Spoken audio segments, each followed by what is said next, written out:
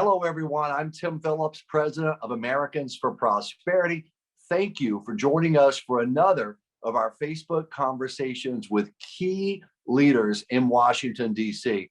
I'm out on the road. I'm in Kansas City today. We've been doing these events, grassroots across the country. Harrisburg, Pennsylvania. I'll be in Lubbock, Texas tomorrow to stop this multi-trillion-dollar boondoggle that Nancy Pelosi and Chuck Schumer and unfortunately President Biden are lining up on. I think it's one of the biggest legislative battles for freedom and our country's prosperity that we've seen in a long time. So at Americans for Prosperity, we're going all in to try to defeat this. We have a special guest from the great state of Arkansas today. And to introduce him is our Americans for Prosperity State Director, Ryan Norris. Ryan, take it away. Hello, everyone. Welcome from Razorback country here in the great state of Arkansas. We are coming off of a really great win here in our state. We're excited about that. But for all of the great wins, there is always the next fight, and there's always the potential for some big losses. And we're excited to have with us today Senator John Boozman, who is taking a stand against this boondoggle of a spending package that's called infrastructure, but has so many components in it that will affect and degrade the quality of life for Arkansans and for other Americans. Senator Boozman, thank you so much for taking time to speak with us. And what do you consider to be some of the greatest impacts that we should be looking at regarding this massive spending bill? Well, I think number one, in fact, I was all over the state. Every year I have a big agriculture tour. And as a result, we're in all kinds of cities, big cities, small cities, and all in between. And I think inflation is one of the major things that we have to be concerned about. And the inflation we reported in a certain way, it's actually much higher than that. But as I get out and about, the first thing they talked to me about was labor. Labor is a huge issue in America right now. But inflation was right there. They're seeing that. So there's no way that if you spend we've already spent $1.9 trillion, looking at another $3.5 trillion. A lot of people say closer to $4.2 trillion. That's certainly going to be very, very inflationary. So I think that's right at the top of the list.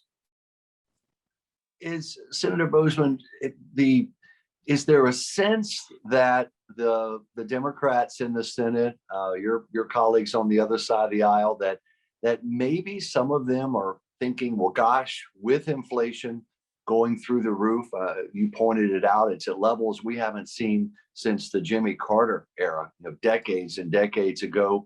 An anemic jobs report that came out last month that underperformed by almost 500,000 jobs. It underperformed by the expected numbers. Do you think they may be nervous that some of your colleagues on the other side of the aisle might reconsider this, or is it something that right now is just a very close legislative battle in the Senate? It is a very close legislative battle. We just need one. And so I think they are getting very, very nervous. And the reason being is it's bad policy, very, very bad policy for a number of different reasons. You've got the Green New Deal thrown in there and all of these things. Not only is it inflationary, you're going to drive energy costs up dramatically.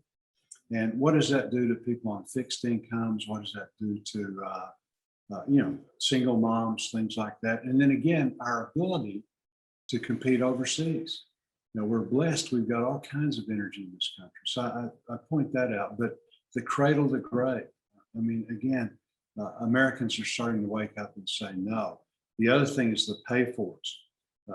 Doing away with stepped up basis, making it such that on death, instead of that becoming the valuation time that you value the property, going back to wherever it was required. So you can imagine if Dad died in 1950 and all of a sudden you're going to have to pay that gain, you're going to lose all kinds of family businesses, small, medium businesses, and all kinds of family farms. So the list goes on, doubling the capital gains tax, and then also looking at doing away with the land exchange, which is very important in the situation. So the list just goes on. And the good news is, because you are in Kansas City and you're going someplace else tomorrow and you've been someplace the day before, we are getting the word out. and people are understanding. And I've been so pleased with the coalitions that have been formed so broadly that really are trying to help the American people understand how bad this is. You hit on something that's very near and dear to Arkansans, the labor market. And you were on this recovery from COVID, and there is the estimation that nearly 1.5 million jobs, particularly in the energy sector and also in ancillary industries or commerce areas such as agriculture, could be affected if these come into play. What do you think the American worker needs to really know about this bill that would help change their mind about supporting it? Well, there's no free lunch. And when you look at the pay-fors, the significant tax increases that we're going to be saddled for, and then it's not like we're going to have a lot to show for it. These are just the progressive, the most liberal wish list. This is the Bernie Sanders view of America. And I can tell you in Arkansas, but I believe it's true in most of the rest of the country. Americans are just not out there. We're a centrist nation. And this is about as far left as you can get. So Americans are understanding that because of your all's hard work and so many others. And as a result, they're pushing back. I can tell you, spending about 10 days in farm country, visiting with our farmers, they're starting to understand this. They understand that, this is all about, so much of it is about going to the next Paris Accord and saying, look, we did this and that at the expense of all, again, the American worker. So they can check these boxes that really don't mean anything. So people are waking up. That's a good thing. I know many of you are watching right now and you're wondering, can my voice matter? I'm telling you, it does. I would urge you to click that I volunteer link. It's right there in the Facebook link. Click that. It'll take you about a minute, maybe a minute and a half to make your voice heard to your 2 United States senators and to your House member on the congressional side. It's important. Already, get this, here's how fired up this activist base is of ours. Since mid-March, when we began this effort against the so-called infrastructure bill, we've had just over 1.65 million Americans make their voices heard, either through the I Volunteer link, which you can click, or through our switchboard number, which we'll also put in the feed here.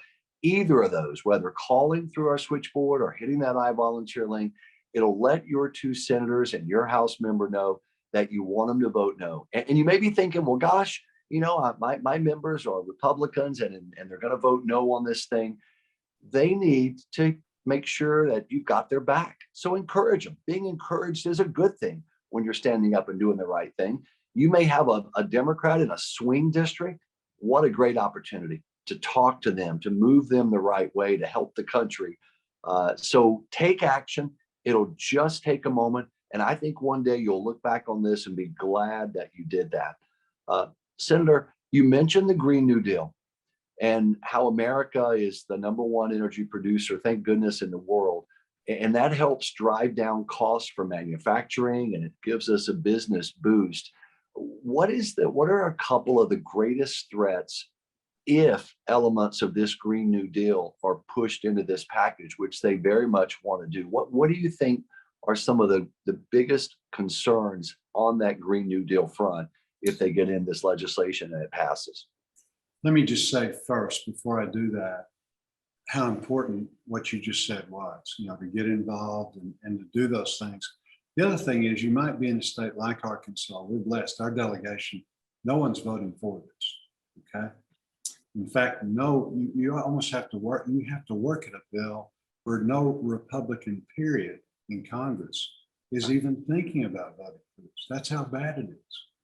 But if you're in a state where it is a red state, I would encourage you, just like there are members of your group now listening in, most of your listeners are members of other organizations, whether it's National Federation of Independent Businesses, they might be a member of, one of the farm groups, this and that, and the list goes on and on. Contact them and say, look, we're depending on you what can I do? How can I influence? How can I give to keep this from happening? Regarding the Green New Deal, so much of the administration stuff that they're trying to do is just bogus. First thing they did when they came into power was get rid of the Keystone Pipeline. Keystone Pipeline is bringing oil through a pipeline. That's the safest, cheapest, most efficient way of doing it, and the most carbon friendly of any other way, because that oil is still coming. Now, because they've shut down the pipeline, it's coming on trucks and it's coming on by rail. Again, burning out more carbon.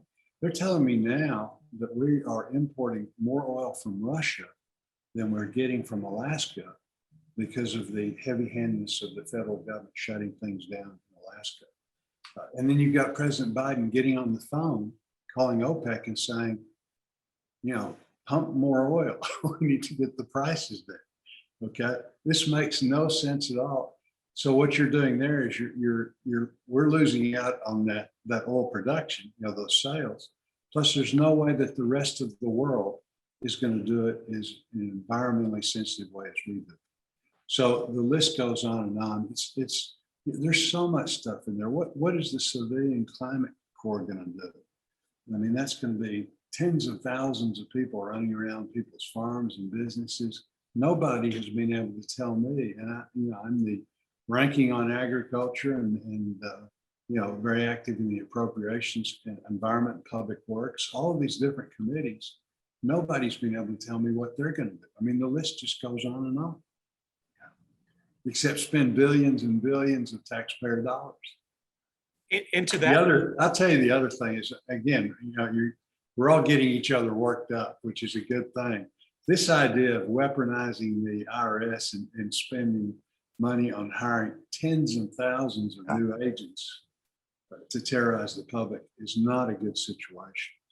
What we need to do is we need to spend more money so that if you have a problem with the IRS, somebody will answer the phone and not give what they have is like they call it a courtesy disconnect. After you're on for about 45 minutes, so somebody will come on and say, well, we're not going to get to you. Out of courtesy to you, we're going to hang up on you. And then they hang up.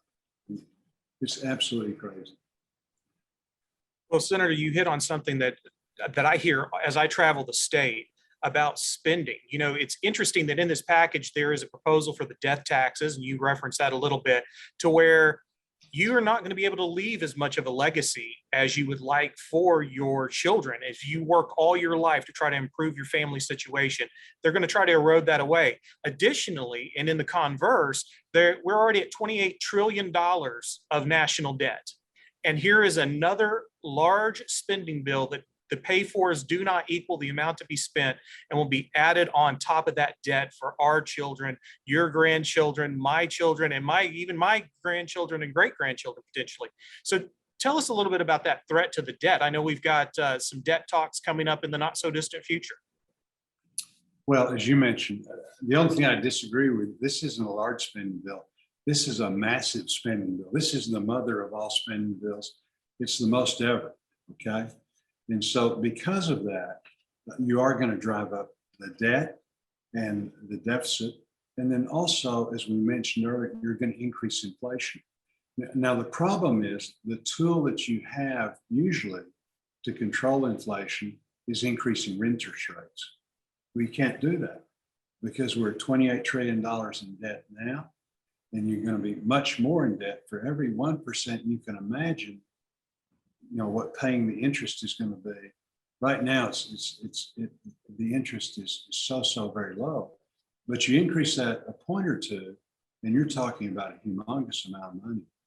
To put it in perspective, our entire federal discretionary budget that includes agriculture, includes all of defense, it includes education, the FBI, everything you can think of, except for Social Security, Medicare, things like that, is only about $1.5 trillion.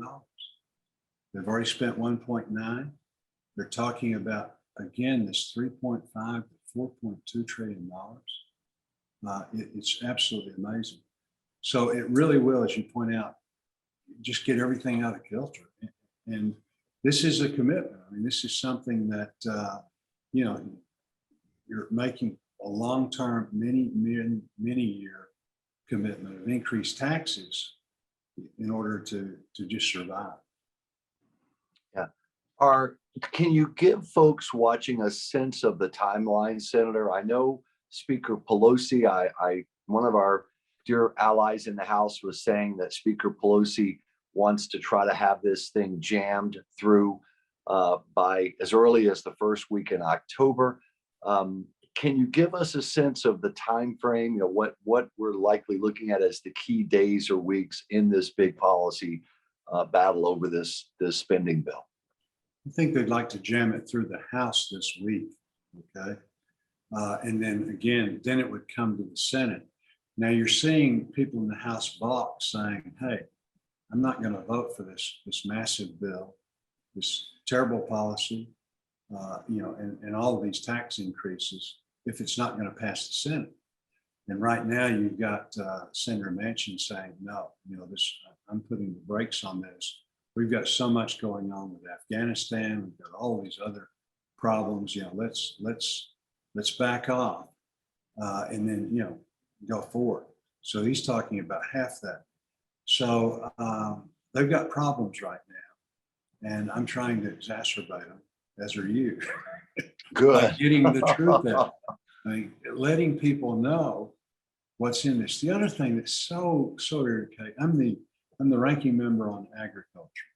The Agriculture Committee has always been very bipartisan. We work together. We have the 5-year farm bill and all of these kind of things.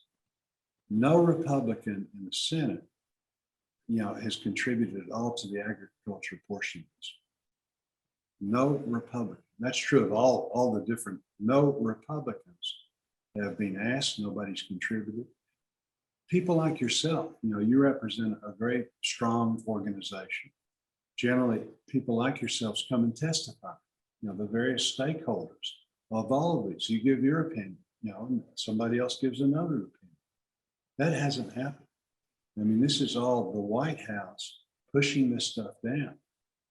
In the first bill that they passed, the $1.9 trillion, enormous amount of money, there was not a single amendment to the bill. If you can imagine, nobody in Congress on their side, because we weren't really participating. They were in the House, but they voted down all the amendments. But no single congressman could improve a $1.9 trillion bill.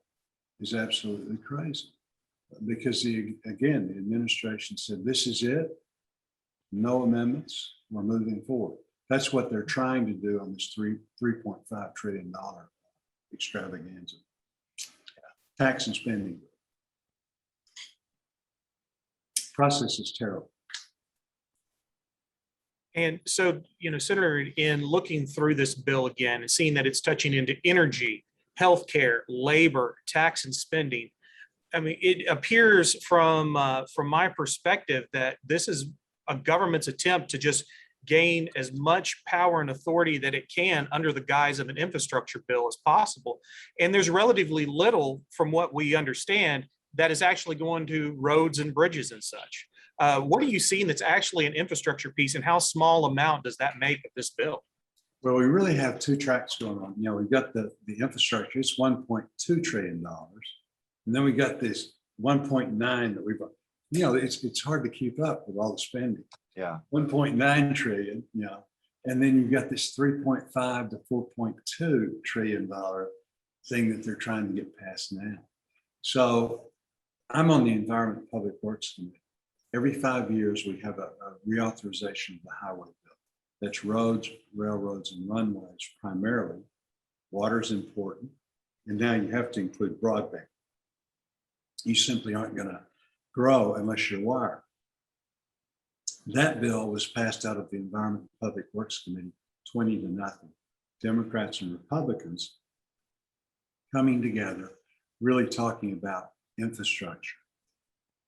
Now they've thrown in all of this human infrastructure and stuff, and it gets really wild. And then along with that, all of the transit dollars, so much dollars going to the East and West Coast. And then on top of that, all of the electrification of vehicles and the charging stations, and the list goes on and on. So I can support, just, pure infrastructure. I think the federal government needs to invest in that. Certainly, we need to do that right. Roads, railroads, runways, bridges, water, broadband, things like that. But all of this other stuff is crazy. Yeah, it really is. Ladies and gentlemen watching, take a moment, click that I volunteer link. Let's make sure that when this is all said and done, it could be over in just a few weeks, that you did everything you could do to help senators like Senator Boozman stop this really disastrous legislation that'll raise taxes, hurt American energy production, drive up inflation and the debt, and also push through these elements of the Green New Deal that the senator's been telling us about. Take that action if you would.